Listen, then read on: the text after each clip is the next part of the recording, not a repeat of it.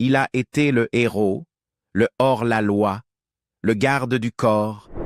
Et pourtant, les plus grandes batailles de Kevin Costner ne se sont jamais jouées à l'écran. Derrière les Oscars et les Golden Globes se cachaient des trahisons, des liaisons murmurées sur les plateaux et 2 divorces si brutaux qu'ils lui coûtèrent plus de 140 millions de dollars et faillirent briser à jamais sa foi en l'amour. C'est l'année la plus difficile de ma vie, avoua-t-il après l'échec de son premier mariage. Des décennies plus tard, la douleur résonna encore. Je pourrais divorcer à nouveau, mais ce que je ne pourrais pas supporter, c'est divorcer encore une fois avec des enfants. Ça m'a anéanti. Pendant des années, les scandales l'ont défini.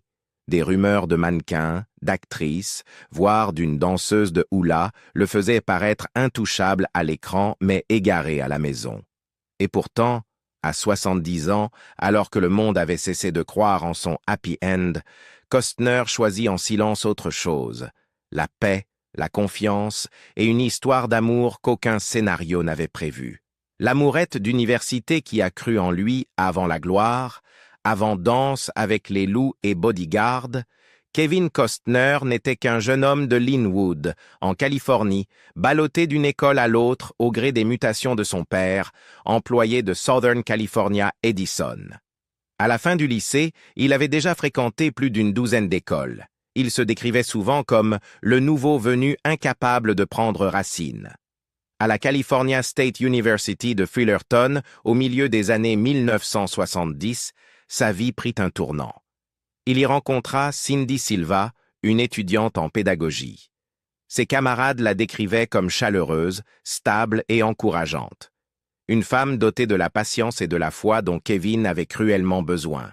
Très impliquée dans la vie du campus, Cindy travaillait même l'été à Disneyland, où elle incarnait Blanche-Neige, preuve de son tempérament ensoleillé. Ils se marièrent en 1978, juste après l'obtention de leur diplôme. Costner enchaîna les petits boulots, marketing, équipage de pêche, visites guidées des maisons de stars en bus, tout en suivant en secret des cours de comédie le soir. Cindy resta à ses côtés, travaillant et soutenant le jeune couple durant ces années difficiles. Lorsque leurs 3 enfants, Annie, Lily et Joe, vinrent au monde, la carrière de Costner commençait enfin à décoller. Il obtint des rôles marquants dans Silverado, puis Bull Durham. Mais c'est jusqu'au bout du rêve qui fit de lui une véritable star, cimentant son image d'homme américain par excellence. Durant tout ce temps, Cindy préservait leur foyer de l'agitation hollywoodienne, élevant les enfants dans une relative normalité. Lorsque Danse avec les loups remporta 7 Oscars, dont celui du meilleur réalisateur et du meilleur film, Costner remercia publiquement Cindy, saluant son soutien indéfectible pendant toutes ces années de lutte. Mais derrière l'image idyllique, les fissures apparaissaient. La célébrité apportait la tentation, et le nom de Costner commençait à remplir les colonnes des tabloïds. Des rumeurs couraient sur sa proximité avec certaines femmes sur les tournages de Robin des Bois, Prince des voleurs puis de Waterworld. Des allégations le liaient à une danseuse de hula à Hawaï, voire à des costards, bien que Costner en ait nié beaucoup. En 1994, le mariage s'effondra. Après 16 ans de vie commune, Cindy demanda le divorce pour « différences irréconciliables ». Pour Costner, les conséquences furent dévastatrices, non seulement sur le plan émotionnel, mais aussi financier. Le règlement atteignit environ 80 millions de dollars, l'un des plus gros de l'histoire d'Hollywood à l'époque. Cindy repartit avec la sécurité financière et la stabilité de la garde de leurs 3 enfants, tandis que Kevin resta seul à affronter ce qu'il décrivit plus tard comme l'année la plus difficile de sa vie. Dans une interview sincère accordée au Seattle Times en 1995, Costner admit « C'est l'année la plus difficile de ma vie. Je ne suis plus avec Cindy, ma compagne depuis l'adolescence. Et ce mariage, c'est mon propre échec. » Ce fut sa première leçon cruelle. À Hollywood, le succès pouvait tout briser à la maison. Une liaison cachée et un fils secret. l'image de Costner en héros américain irréprochable subit un nouveau coup dur en 1996, lorsque l'actrice et philanthrope Bridget Rooney donna naissance à son fils, Liam. Rooney, nièce du propriétaire des Pittsburgh Steelers Dan Rooney, appartenait à l'une des familles les plus riches et influentes des États-Unis, un contraste frappant avec la vie personnelle de Costner, déjà en pleine tourmente. Leur romance fut brève, mais tout explosa lorsque Bridget annonça sa grossesse. Au départ, Costner refusa de reconnaître l'enfant. Le public vit alors la star tout américain de Bodyguard et jusqu'au bout du rêve se dérober à ses responsabilités. Bridget, elle, affirmait avec certitude qu'il était le père, allant même jusqu'à demander une confirmation légale. Pendant près de 6 ans, la question de la paternité de Liam plana au-dessus d'eux, alimentant les tabloïds et ternissant l'image soigneusement construite de Costner. Finalement, un test ADN confirma la vérité. Liam était bien son fils. Costner finit par l'admettre et mit en place un fonds fiduciaire ainsi qu'un plan de soutien financier garantissant que son fils ne manquerait de rien. Mais émotionnellement, il resta distant. Rooney éleva principalement Liam avec son mari ultérieur, le milliardaire William Bill Koch, le protégeant ainsi des projecteurs hollywoodiens. Si Costner contribua financièrement, Liam ne fit jamais partie de la famille Costner publique. On ne le vit ni sur les tapis rouges, ni sur les photos de famille, ni dans ces instants père-fils que les photographes capturaient volontiers avec les autres enfants de l'acteur. Le secret, les procédures judiciaires et les rumeurs dans la presse à scandale renforcèrent l'image d'un Costner à 2 visages, le héros noble à l'écran, mais un homme imparfait et tourmenté dans la réalité. Et Bridget Rooney ne fut pas la seule à faire les gros titres.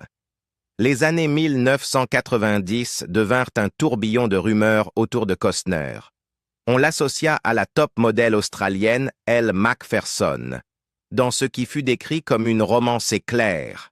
Ils auraient même emménagé ensemble après seulement quelques mois de relation. Costner alla jusqu'à confier à ses proches et à la presse qu'il avait rencontré son égal. Mais la relation s'éteignit à la fin de 1996, laissant derrière elle l'image d'une nouvelle aventure passionnée qui s'était consumée aussi vite qu'elle avait commencé. Il y eut aussi des murmures à propos de Naomi Campbell, alors l'un des mannequins les plus célèbres du monde, bien que peu de preuves aient circulé. Les tabloïds se saisirent néanmoins de l'histoire, alimentant l'image d'un Costner célibataire insatiable. Les actrices ne furent pas épargnées. On le dit proche de Courtney Cox, sa partenaire dans 3000 Miles to Graceland. D'autres allèrent jusqu'à prétendre à une liaison avec Halle Berry, bien que tous deux aient toujours nié. Costner entretint des amitiés avec plusieurs de ces femmes, mais les rumeurs d'intimité persistaient. L'histoire la plus sensationnelle concerna une danseuse de hula hawaïenne, employée lors du tournage de Waterworld. On accusa Costner d'avoir eu une liaison avec elle durant son mariage avec Cindy Silva. Il démentit fermement, affirmant qu'il n'avait jamais même parlé au téléphone. Mais la rumeur se propagea largement, devenant le symbole de son supposé penchant pour l'infidélité. Certaines de ces histoires étaient manifestement exagérées, d'autres complètement fausses. Mais mises bout à bout, elles créèrent un nuage sombre au-dessus de la réputation de Costner. L'homme simple et intègre qui construisait des terrains de baseball pour des fantômes dans Jusqu'au bout du rêve fut peu à peu rebrandé par la presse en un séducteur incapable de s'engager, toujours en quête de la prochaine passion. Christine Baumgartner, le plus long chapitre.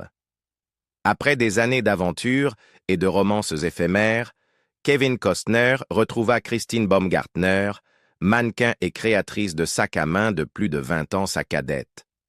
Ils s'étaient croisés pour la première fois sur un terrain de golf dans les années 1990, alors qu'ils tournaient Teen Cup, mais ce n'est qu'après ces années chaotiques de célibat que leur histoire prit véritablement forme. Christine représentait quelque chose de différent. Elle était ancrée dans la réalité, élégante mais pragmatique, et indifférente au tourbillon des rumeurs hollywoodiennes.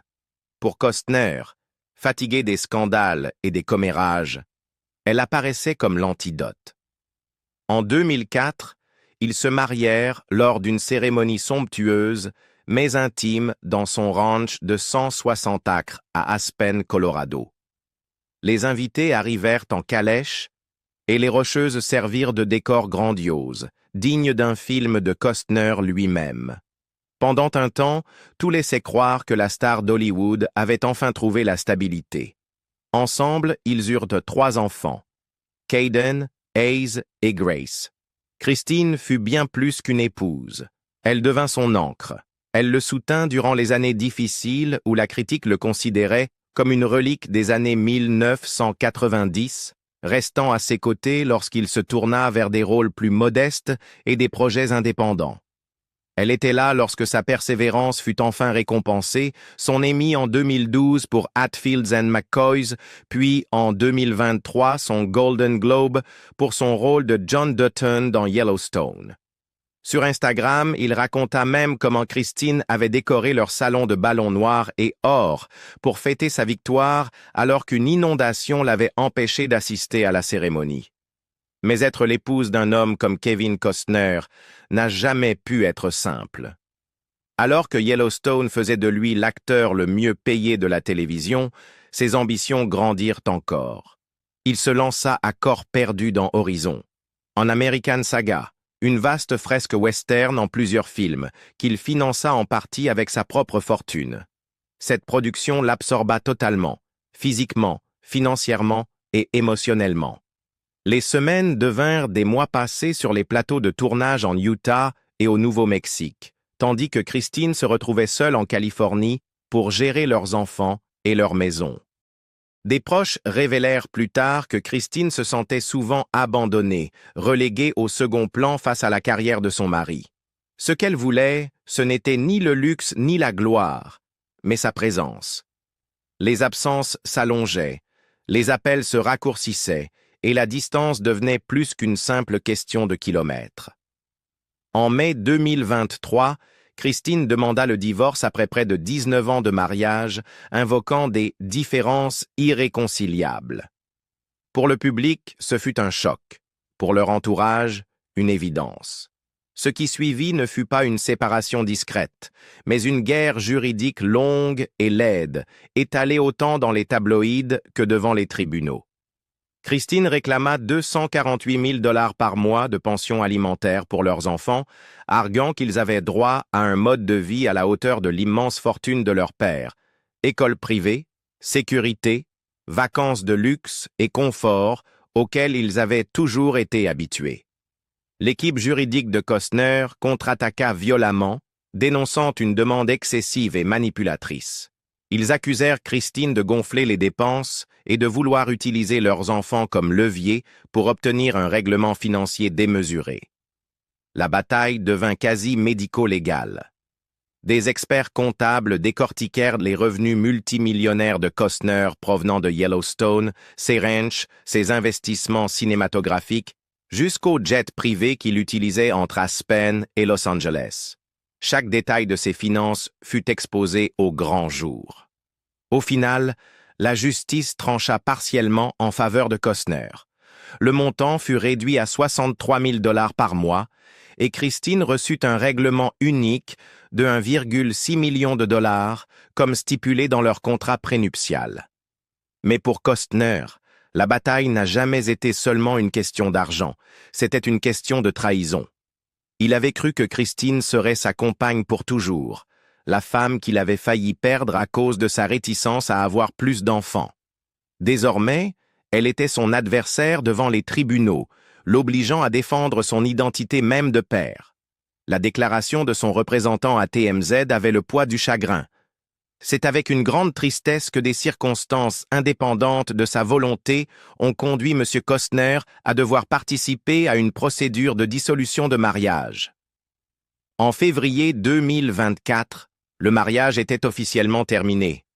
Près de 2 décennies de vie commune, 3 enfants et d'innombrables moments partagés s'étaient dissous en un dossier judiciaire et des gros titres amers. Le divorce lui coûta des millions en frais d'avocat, sa vie familiale et une grande partie de la stabilité qu'il avait mis des années à construire. Pour la deuxième fois de sa vie, Kevin Costner sortit d'un mariage non seulement plus âgé, mais marqué à vif. Rumeurs, amitié et presque romance. Le retour de Costner à la vie de célibataire, à presque 70 ans, fit de lui à nouveau une cible privilégiée des tabloïds. Fin 2023, il fut photographié avec la chanteuse Jewel sur l'île de Necker, propriété de Richard Branson. Des clichés d'elle assise sur ses genoux déclenchèrent une vague de spéculation. Costner démentit. « Jewel et moi sommes amis. Nous ne sommes jamais sortis ensemble, jamais. Elle est spéciale, mais je ne veux pas que ces rumeurs ruinent notre amitié. » Howard Stern Show, 2024. En décembre 2024, il fut aperçu à Aspen en compagnie de Jennifer Lopez, relançant une nouvelle série de rumeurs. Cette fois, des proches affirmèrent que Costner lui aurait envoyé des fleurs et du champagne après leur rencontre. Lopez ne confirma jamais, et Costner garda le silence. On le lia également à Reese Witherspoon, Demi Moore et January Jones. Des histoires jamais prouvées. Chaque déjeuner avec une amie devenait une manchette annonçant une nouvelle femme mystère. Costner finit par en rire, déclarant que la presse semblait plus obsédée par sa vie amoureuse que par ses films. Celle qui changea tout. Derrière le vacarme médiatique, quelque chose de plus discret se dessinait. En 2023, une femme ayant travaillé avec lui sur Horizon commença à apparaître de plus en plus souvent à ses côtés. Registres de voyage, carnets de tournage et photos d'événements la plaçaient près de lui, à Aspen, Santa Fe, Los Angeles. À la fin de 2024, elle n'était plus simplement une assistante. Elle vivait avec lui, gérait sa maison, supervisait même ses ranchs. Costner lui confia la gestion de nombreux aspects de sa vie personnelle, lui accordant une confiance qu'il n'avait plus donnée à personne depuis sa séparation. Ses amis remarquèrent le changement. Il cessa d'apparaître publiquement avec l'élite hollywoodienne. Il recentra sa vie au Colorado, réorganisa son équipe pour réduire son cercle et s'isoler du tumulte. Pour la première fois depuis des décennies, il semblait en paix. Hanté par Whitney Houston. S'il y eut une histoire d'amour qui marqua sa vie au-delà du mariage, ce fut Whitney Houston. Leur alchimie dans Bodyguard devint légendaire. Hors écran, leur amitié fut profonde. Après sa mort en 2012, Costner prononça un éloge funèbre déchirant. « Whitney, si tu pouvais m'entendre aujourd'hui, je te dirais que tu n'étais pas seulement assez bien, tu étais formidable. Pars, Whitney, escorté par une armée d'anges vers ton Père céleste. » Il admit plus tard que des amis lui avaient demandé d'écrire des lettres à Whitney durant ses luttes contre l'addiction. « Je ne sais pas si ces lettres ont jamais été lues, » confia-t-il, la voix brisée. Whitney fut, selon ses propres mots, son unique véritable amour, une relation qui ne franchit jamais la frontière de la romance, mais qui le transforma à jamais. Choisir l'amour à 70 ans. À travers les scandales, les divorces et les batailles judiciaires, Kevin Costner est toujours resté farouchement attaché à un rôle, celui de père. Il est le père de 7 enfants, chacun issu d'un chapitre différent de sa vie personnelle mouvementée. Ses 3 aînés, Annie, Lily et Joe, ont grandi dans l'ombre de son ascension fulgurante, l'accompagnant à travers les triomphes de Les Incorruptibles, jusqu'au bout du rêve et Danse avec les loups. Annie est devenue productrice, Lily auteure-compositrice-interprète et Joe musicien, chacun traçant sa voie créative tout en gardant un lien étroit avec leur père. Malgré le divorce, Costner a veillé à ce qu'ils ressentent sa présence, même quand Hollywood tentait de l'arracher à eux. Puis vint Liam, né en 1996 de sa relation avec l'actrice et philanthrope Bridget Rooney. Bien qu'il l'ait soutenu financièrement et ait mis en place un fonds fiduciaire, le garçon a surtout grandi auprès de sa mère et de son beau-père milliardaire, William Koch. Ce n'est que ces dernières années que Liam a commencé à réapparaître dans l'orbite de Kevin, aperçu lors d'événements cinématographiques et liés à travers les projets documentaires de son père. Cette réconciliation tardive souligna une vérité que Costner a avouée plus d'une fois. Il n'a pas toujours été le père qu'il voulait être, mais il n'a jamais cessé d'essayer. Ses trois plus jeunes, Caden, Ace et Grace, furent le cœur de sa vie pendant près de 2 décennies, alors qu'il tentait d'équilibrer une carrière relancée et les rythmes d'une vie de famille avec de jeunes enfants. On le voyait souvent dans les tribunes de matchs de baseball, aux pièces de théâtre scolaires ou encore aux compétitions d'équitation, montrant une facette tendre bien éloignée de l'image du cow-boy dur de Yellowstone. Même après son douloureux divorce d'avec Christine, il se battit pour préserver un droit de garde qui lui permettait de rester profondément présent dans leur vie. Le divorce signifia bataille de garde, déposition et négociations tendues. Mais à travers tout cela, Costner s'efforça de rester un pilier.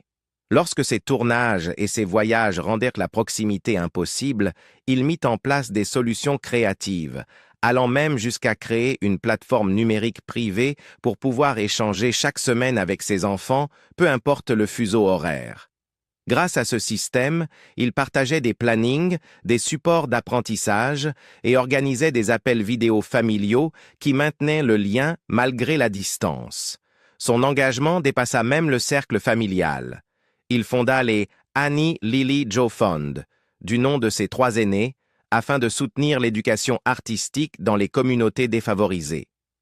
Le fonds offre des ressources pour la composition musicale de documentaires, le montage de films et le mentorat créatif, une façon pour Costner d'honorer à la fois ses enfants et sa conviction que la narration est un don universel. Si l'amour l'a souvent trahi, la paternité, elle, ne l'a jamais abandonné. Elle est devenue son ancre, le seul rôle qu'il refusa de compromettre, même quand ses mariages s'effondraient ou quand Hollywood se moquait de ses échecs. La vie de Kevin Costner est une étude des contradictions. La gloire des Oscars avec Danse avec les loups et l'humiliation des Razzies avec The Postman. Les triomphes au box-office de Bodyguard et les désastres de Waterworld. 2 divorces qui faillirent le ruiner. Et des décennies de rumeurs, des top modèles aux costards qui ne cessèrent de le poursuivre. Et pourtant, en entrant dans sa 8e décennie, quelque chose a changé. La poursuite effrénée des romances hollywoodiennes, les aventures glamour mais éphémères, le besoin désespéré de contrôler chaque récit, il semble les avoir laissés derrière lui. À la place, il a choisi la compagnie discrète, la confiance et une vie domestique reconstruite loin des projecteurs. Pour une fois, Kevin Costner ne court plus après le prochain blockbuster, le prochain scandale ou la prochaine histoire d'amour à la une. Après des décennies de chagrin, de liaisons et de scandales publics, il a choisi quelque chose de plus simple, la paix. Il a choisi l'amour à nouveau, non pas celui qui brûle tout sur son passage, mais la flamme douce qui réchauffe un foyer. Et surtout, il l'a choisi à ses propres conditions. Aujourd'hui, à 70 ans, après des décennies de scandales, de pertes et de reconstruction, Kevin Costner a enfin choisi la paix, et avec elle, une chance d'aimer encore, mais cette fois selon ses propres termes. Mais qu'en pensez-vous? Après tout ce qu'il a traversé, Kevin Costner doit-il encore croire en l'amour? Ou la célébrité rend-elle impossible la quête du vrai bonheur à Hollywood? Dites-le-moi dans les commentaires ci-dessous, et si cette histoire vous a touché, n'oubliez pas de liker, partager et vous abonner pour découvrir d'autres parcours méconnus des stars.